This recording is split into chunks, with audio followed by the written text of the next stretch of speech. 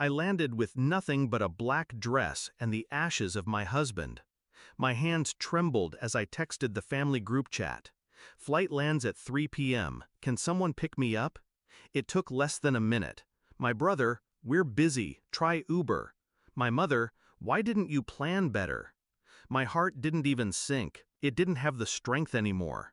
I just typed 2 words, no worries. They thought it was dismissal. It was a warning. Once, I believed family was a safety net.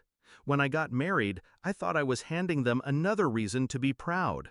My husband, God, he loved me with a tenderness that frightened me at first. He wasn't perfect, but he was constant. My family never liked him. He was too quiet, too serious. Translation, he saw through them. He noticed the way they used me, the way my mother rationed affection like it was currency, the way my siblings made me the errand runner, the spare part. When he got sick overseas, I thought, surely they'll step in now. But silence filled the months, and when he died, I buried him with no familiar faces beside me, not one. The flight home was heavy with grief, but under it, a new current pulsed, clarity. They had left me to stand alone, so I would return the favor. At arrivals, I didn't look for them. I already knew no one was coming. I booked a black car, the kind tinted enough to make me invisible, and I rode in silence while rehearsing the steps in my head. Step 1, reclaim what's mine. Step 2, strip away their illusions. Step 3, leave them with nothing but themselves. By 7 p.m., while they were clinking glasses and posting filtered selfies from the dinner party they had chosen over me, I was slipping into City Hall with a folder tucked under my arm. The folder wasn't new. I'd been building it for years. Copies of bank transfers my brother made under my father's name.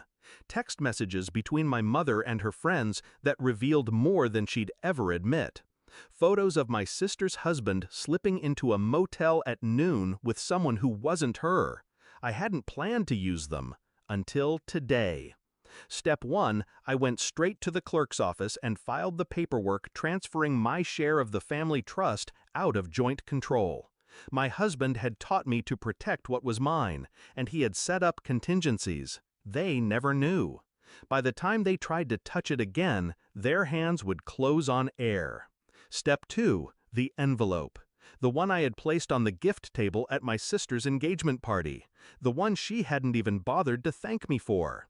I still had the deposit slip, proof of the transfer I made back then. I printed it again, this time stamped reversal. I slipped copies to 2 reporters I knew circled my brother's financial firm like sharks. Step 3, timing.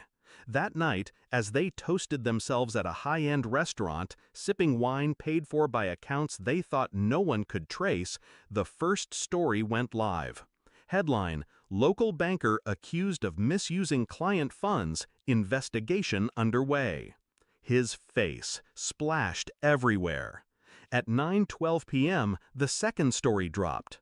Socialite mother linked to questionable charity funds. My mother's name, her photo, her carefully manicured reputation cracked wide open. By 9:30, my phone buzzed. Calls, messages, the group chat lighting up with panic. My brother, what did you do? I didn't answer. Then came the footage, the part I hadn't planned but couldn't resist. I'd left the airport not through arrivals, but through the press gate. A friend with a camera had captured me stepping off the plane, pale, draped in black, clutching my husband's ashes. Alone. The news station ran it with one line beneath. Family abandons widow at airport after husband's funeral. They saw it. They must have, because at 10:04 p.m., my sister called, sobbing, begging me to stop. At 10:10, my mother texted, "Come home, let's talk." But there was no home, not anymore. I turned off my phone, drew the curtains, and sat in silence for the first time in weeks. I didn't need to scream, didn't need to confront them face to face. My revenge wasn't about spectacle, it was about absence. They taught me I didn't matter. I returned the lesson. Now, every time they look at their crumbling reputations, their frozen accounts, their shattered facades, they'll remember I asked for nothing more than a ride. And they couldn't even give me that. Funny, isn't it? One text, 2 words, no worries. They should have worried, because by the time they dropped their phones in shock, I had already dropped them forever.